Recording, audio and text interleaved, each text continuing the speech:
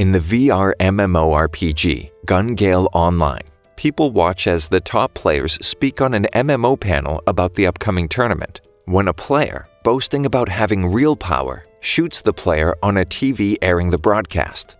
The patrons in the bar begin to laugh, until the broadcast cuts away while the player seems to suffocate.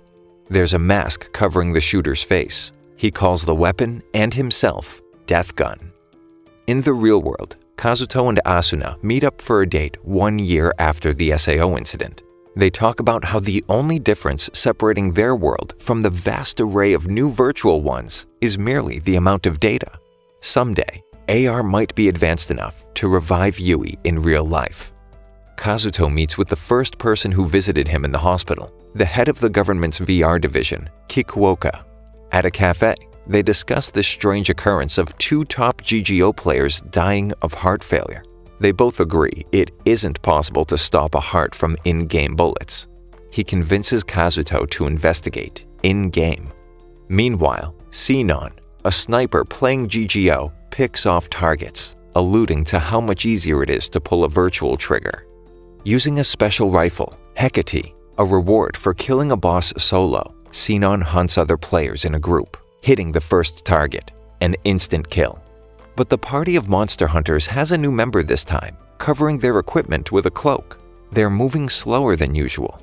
When Sinon misses the cloaked figure, he reveals the minigun on his back. Live ammo, not optical rounds for hunting monsters. This guy's obviously here for PvP. One of her group members goes down before she warns them. After seeing him smile, Sinon vows to take him down.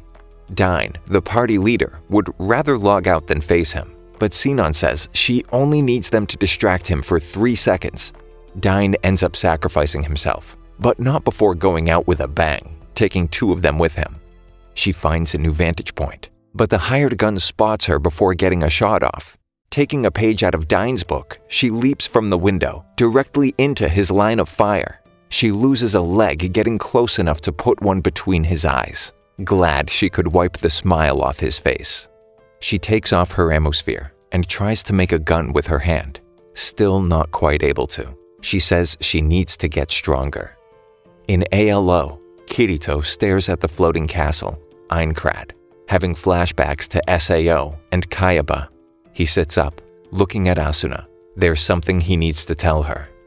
Shino is led into an alley where some girls try extorting her. She tells them off, but when one of the girls makes a gun with her hand, Shino freezes, going into shock while the girls taunt her. Someone yells for the cops, and the bullies book it. Shinkawa shows up to help Shino, and they go to a cafe to discuss the BOB tournament in GGO. He offers to walk her home. Declining, she says walking alone is necessary to become stronger. She tries to pick up a model gun from a drawer, but her hands begin to shake. Screaming, she sees flashes of a bloody face. Her dad died when she was 2. Leaving Tokyo with her mom, everything was fine, until one day they got caught up in the middle of a robbery. The robber shot the clerk after telling him not to move. Clearly unhinged, he points the gun at Shino's mother, threatening to shoot her next. Shino bites the man's hand, grabbing the pistol. He wrestles her for it. She fires once, in the gut. Reaching again, a second, through his right shoulder. Making one last feeble attempt, the 3rd bullet, center forehead. Looking down, screaming as blood pools, everything turns red. She's back in her room, dropping the fake gun. She kisses the Great White and places a cloth over the gun, putting it back. Still unable to forget the man's face, wishing someone would come save her. Kirito tells Asuna it'll only take a few days. He'll transfer over to GGO, check it out, and transfer right back. He promised Kikuoka as a favor, which is why he's using his main account. He goes to the hospital, in the off chance Death Gun isn't a rumor, surprised to see the same nurse who took care of him while he was in SAO and rehab. Apparently, Kikuoka spoke with her as well. She tells him to strip, for the electrodes, of course. It's not like she hasn't seen the full works. Kazuto is confident that it'll only take 4 to 5 hours tops. Shino came to Tokyo thinking it would help her panic attacks, which occur whenever she sees or hears anything resembling a gun. Shinkawa introduced her to GGO. Now she uses it as a type of therapy, thinking that winning the BOB will cure her. In a dark room, staring at their screen with the 2 dead players crossed off, the third, Sinon, unmarked, their next target. Kirito logs on to GGO, garnering a lot of attention. His avatar is more feminine than he expected. Becoming lost immediately, he spots Sinon and asks for directions. Thinking Kirito is a girl, she decides to help. He decides to keep up the act long enough to get his bearings. He just needs to sign up for the BOB and get a weapon, though she thinks he's crazy for entering the tournament after logging on for the first time. Kirito only has 1,000 credits, which will barely get him anything, especially a live ammo gun for PvP. If he wants to make quick cash, there's a gun range with an automated gunslinger. Making it to the end wins you the whole pot, but as soon as you get close, the bullet lines, trajectory markers every player can see, except for the first shot of a sniper, become almost impossible to see. They watch someone attempt it, though they can't get past the quick draw line. Of course, he gets the jackpot in one go, dodging the bullet lines instead of the bullets. Now to find him a good weapon. Kirito sees that there are photon swords. Buying one, despite Sinon telling him they're pretty much useless. At least get a mid-range gun to get in close. She chooses an FN-57 for him. But at the firing range, he can't even hit the target. Leaving the shop, Sinon notices they have 10 minutes to register. They start running, when Kirito notices some 3-wheeled bikes. They're supposed to be extremely hard to control. He just laughs it off, making up an excuse. Just in time, signing up, it asks for Kirito's real-life info. Hesitating, he quickly forgoes entering anything when Sinon surprises him, almost seeing his avatar's displayed gender. Since the game uses credits exchangeable for real currency, it feels like a separate world. Sinon admits to feeling like a different person in GGO than IRL, though quickly changes the subject. When they go to change, he has no choice but to introduce himself formally, which earns him a slap for lying about being a girl. She keeps telling him not to follow her, but he has nowhere to go. She begrudgingly explains the rules. The arenas are randomly generated, and players start at least 500 meters apart. Whoever kills the other player teleports back to the waiting room for their next match. They're in different blocks, so after the prelims, if they both make it, they'll face off in the finals. She shows Kirito her player info after swearing to kill the stronger players. He better win, since now he knows the name of the person who's going to kill him. Spiegel shows up, glad she made it in time, though he only came to watch her matches. He notices Kirito, thinking he's a she. Sinon sets him straight, and Kirito thanks her for their date as the announcement for the prelims sounds. He better be in the finals, angering her further by acting as if it's another date. Spiegel isn't too happy either. In his first match, Kirito isn't prepared for an automatic rifle, getting pinned down until he remembers how the bullet lines work. Kirito masters a lifetime's worth of ninjutsu in mere moments and detects the enemy player moving in the grass.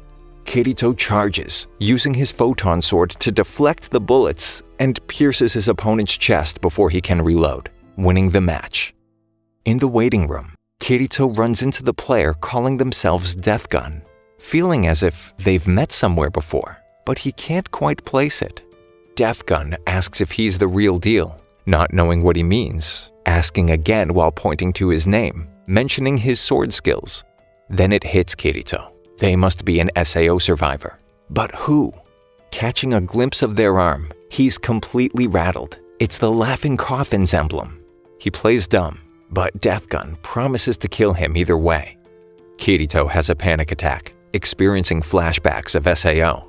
They weren't the only murderers. He and the other guilds led a raid on their secret base. It was a bloodbath. In the end, he killed 2 of their members. Kirito, shaking, starts to spiral, realizing that player has the same voice as Death Gun. Sinon tries talking to him. He just grabs her hand, a vacant look in his eyes. Before she can do anything, he teleports to his next match, standing for a moment, solemnly, before losing it and going all out. Sinon can't help but recognize the same thing in herself. becoming flustered while Spiegel watches intently. Sinon lets him get in her head, missing her first shot, but ultimately winning the match. It's their turn to face each other, but he reminds her of herself after seeing the look on his face, distracting her. Spawning on a bridge, Kirito slowly walks towards her. She can't hit him, running up to him, accusing him of not taking it seriously. Is it just a game to him? He promises to give her the fight she wants. They'll duel. He'll throw a bullet in the air at 10 meters apart. When it hits the ground, it's on. She can't miss at this range. What is he thinking? She agrees, and when the bullet hits the ground, she fires. He cuts the round in half, holding his blade to her neck. She can't believe it. How did he predict where she was aiming? By following her eye through the scope? But that's not a skill. It shouldn't be possible. What is this crazy VR ninjutsu nonsense? Sinon wants to know how to obtain such strength. That's why she's here. But he tells her it's not strength. If she knew the person at the other end would die if she pulled the trigger, could she go through with it? Does he know about her past? No. He avoids eye contact, admitting that he couldn't. Not again. Not after killing 3 people. He doesn't even know their names. She forfeits the match, promising to win in the finals, as Deathgun watches the screen ominously. Sugu points out Kazuto's position on the BOB tournament list. There aren't many players calling themselves Kirito. That and she may have called Asuna. Worried about him, she says he had the same look on his face last night as he did after the SAO incident, telling her it's fine. He'll transfer back after the tournament. There's only 1 day left. Shino, irate, unable to calm down, rants about Kirito to Kyoji. He infuriates her. Who does he think he is? Kyoji tries calming her down. She's not acting like herself. She's never talked about someone this much. She'll destroy him in the finals, taking aim with her index finger, making a finger gun without flinching in her fit of rage. Grabbing her hand, he tries to express his feelings. Going in for a hug, she pushes him away. She isn't ready yet, and asks if he can wait for her. Kirito has nightmares about murdering those players, unable to remember their faces. At the hospital, he asks Aki about remembering those who died under her care. What kind of person does it make him, forgetting the names and faces of the players he killed in SAO? Since it affects him that much, she says it means he cares. He should remember why he did it and the people he saved along the way. In ALO, Asuna spaces out. Reminded of the tournament, she goes to watch it with their friends. Back in GGO, Spiegel tries to comfort Sinon, but she refuses his touch again, saying she needs to focus. Kirito remembers Deathgun's threat. He needs to figure out his avatar's name to thwart his plans. Sinon reluctantly agrees to share info, explaining how the Battle Royale works. Each player starts 1 kilometer away in a multi-terrain arena, with a satellite revealing the player's locations every 15 minutes. The last one standing wins. She tries leaving, but he catches her, wanting to discuss the real reason why he wanted to talk. How many players does she not recognize? A strange question, but easy enough. Jushi X, Pale Rider, and Sturban. Wondering if one of them is Deathgun, Sinon gets mad, demanding to know why. Kirito confesses that one of them might be someone who he fought to the death in another game. She almost opens up, but decides against it, making him promise to stay alive until the end for their duel. Sinon sees Dine running from Pale Rider on her radar. Deciding to take advantage, she sets up a vantage point as they make their final stand. Pale Rider is extremely dexterous, able to quickly close the distance, killing Dine at close range, executing him. Suddenly, Pale Rider goes down, but there isn't a player around for miles, except for Kirito sneaking up on her. He avoided detection while underwater. There wasn't a gunshot, but it looks like there's a paralyzing dart in his shoulder. Deathgun appears out of nowhere, slowly walking towards Pale Rider, pulling out a pistol, making a cross with his hand as if in prayer. Kirito frantically tells Sinon to shoot. They can't let him use that gun. In ALO, Kirito's friends watch the bridge battle, becoming nervous when Deathgun appears. Sinon takes aim, but Deathgun dodges, shooting Pale Rider, who disconnects.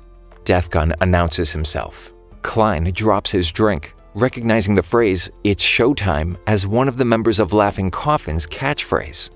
Kirito tells Sinon to stay away from Death Gun. Players have been dying IRL after one shot from his handgun. Refusing to let him go alone, they team up for now. A player shows up, and Kirito blocks his shots while Sinon takes aim, sniping him. They figure Death Gun is using the river to avoid detection. After seeing the events on screen and Klein's comments, Asuna logs out to speak with Kikuoka to find out why he really hired Kirito. Making it to the city, they only see Jushi X on the scan. Thinking it's him and seeing the barrel of Death Gun's rifle, Kirito asks her to watch his back while getting in close. But as soon as he's gone, Sinon becomes paralyzed, a dart in her left shoulder. Death Gun approaches, calling Kirito out. He wants to know if it's really the same swordsman from that day, wanting to see the fury and rage behind his blade. If killing his friend is what it takes, then so be it. Sinon notices the gun he's using, the Type 54 Black Star, the same gun she killed the robber with as a child. It's not the dart that's paralyzing her anymore. Seeing the man's face reflected back at her in Death Gun's empty, glowing red eyes. A shot rings out. It's Kirito throwing a smoke bomb. Picking up Sinon, he looks for an escape route. Spotting some vehicles, they get on a similar bike from before. Sinon notes the horse is faster but harder to handle. Kirito tells her to destroy it while they drive away. She can't pull the trigger. Why now, when she needs it the most? Death Gun mounts the horse and makes chase. He's gaining on them. Kirito yells, "Shoot him!" Making the shot doesn't matter. They need a distraction. But she can't pull the trigger. It's as if her body won't let her, losing the will to fight. If she won't, then he will. No, only Sinon can use Hecate. It's a part of her. They'll do it together then. She takes aim while he helps pull the trigger. Too shaky. Can't get him in her scope. Kirito counts down. She'll have her chance in a moment. The bike goes over a ramp, airborne. She wonders how he's so calm in a moment like this, realizing his strength comes from going all out when he fights. No holds barred, no matter what. They pull the trigger together. It's a miss. Close enough though. The bullet enters a wrecked car, igniting the gas tank, watching it explode while Death Gun is enveloped in flames. They escape into the desert, though too exposed. Sinon notices a cave nearby. They can avoid the next satellite scan there. Sinon confirms that there's a cloaking skill. That's how he appears out of nowhere. But the sand makes it almost impossible to avoid detection. They'll see footprints, or at least hear his steps. Wondering whether Death Gun made it out alive, Kirito is certain he did, having seen him jump off the horse at the last second. But how did he know it wasn't Jushi X and get to her so fast? Jushi X was a woman, and he could see Sinon lying on the ground, so he picked up her gear and started shooting and throwing grenades. He tries consoling her, deciding to go after Death Gun alone. Isn't he scared? Of course he is. Who isn't afraid to die? But he can't just sit back waiting for the tournament to end, putting other players at risk. Sinon's no good at close quarters though. She doesn't care if she dies. She's weaker than she was back then. She'd rather be dead. He refuses to let her die alone. There's no such thing. It burns a hole in the memories of those you know. No one can die alone. A piece of everyone you know dies with you. If that's the case, then he can protect her for the rest of her life. He doesn't understand. Is he going to hold blood-soaked hands? Crying and beating on his chest, yelling she hates him. She reveals what she did as a child.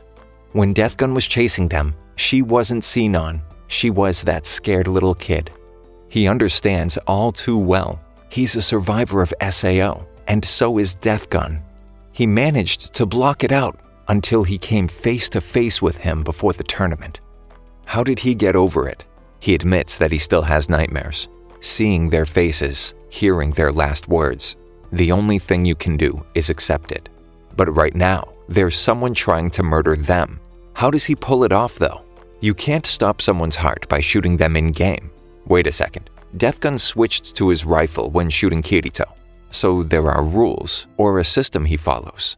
If he saw the players input their real data while signing up for the tournament, he would know where they live. But he can't be in two places at once.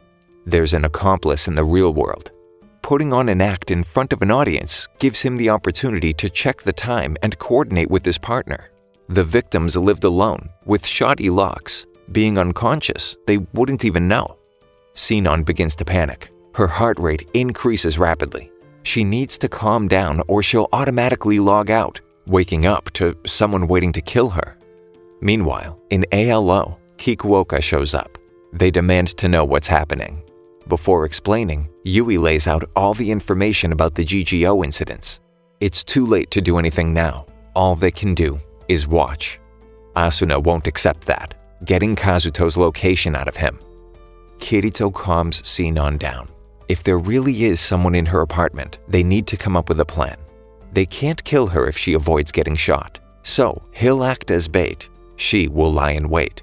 They notice the live stream camera above, hoping nobody hears them. The scan shows 24 players dead, showing 2 players on the map. Accounting for the deaths he's aware of, there's 1 missing. There might be more than 1 person IRL carrying out the killings. Sinon plans to take out Yamakaze, so Death Gun can't. But he's too fast. She has to wait until he slows down to shoot.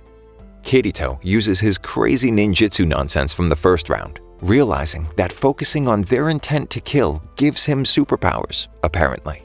A shot rings out. He barely dodges Death Gun's bullet. Yamakaze notices, taking cover.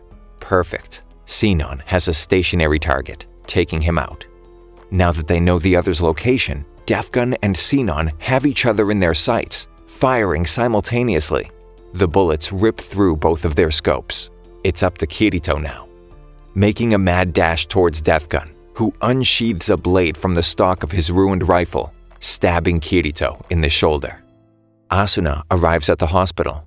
Kazuto's covered in sweat, heart rate spiking. Noticing the player's handle, Sturban, the nurse explains it's a German term used when patients die. Kirito confronts Death Gun, explaining his theory on the killings. But there's something he's missing. If he knew his SAO handle, Death Gun laughs. He'll never remember. Kirito told him not to bother telling him, thinking they'd never meet again. In the hospital, Kazuto isn't looking too hot. Well, actually he's way too hot. He's burning up. There's nothing they can do. Asuna only hopes he feels her hand on his. Kirito remembers. He's blocking it out. There was a briefing before they attacked Laughing Coffin. Red eyes. His SAO handle, Red-Eyed Saza. Death Gun is taken aback. Enough of a distraction for Sinon to get a bullet line trained on him. No scope, a phantom bullet. Death Gun evades, dodging backwards. He cloaks himself.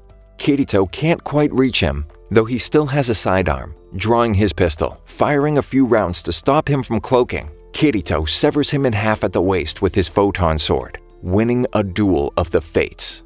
But he warns Kirito that it's not over yet. Then Sinon catches up, figuring out how they should end the tournament, tossing a live grenade to Kirito and hugging him while he juggles it. The first BOB ended with 2 winners in a similar fashion. Shino wakes up to an empty apartment, relief washing over her. Someone rings her doorbell. She freezes until she hears Kyoji's voice. Letting him in, he begins acting strange, saying that she promised she'd be his if he waited. She pushes him off. He takes out a syringe, revealing himself to be Death Gun's partner. He's lost it, overcome by his obsession with Shino. Retreating into her own mind, wishing it was over. But after everything in GGO, she finds the strength to fight back. But he grabs her and Kazuto busts through the door, wrestling him off her. Kyoji gets on top of him, pulling out the syringe. Shino grabs a radio, bashing Kyoji on the back of the head, knocking him out.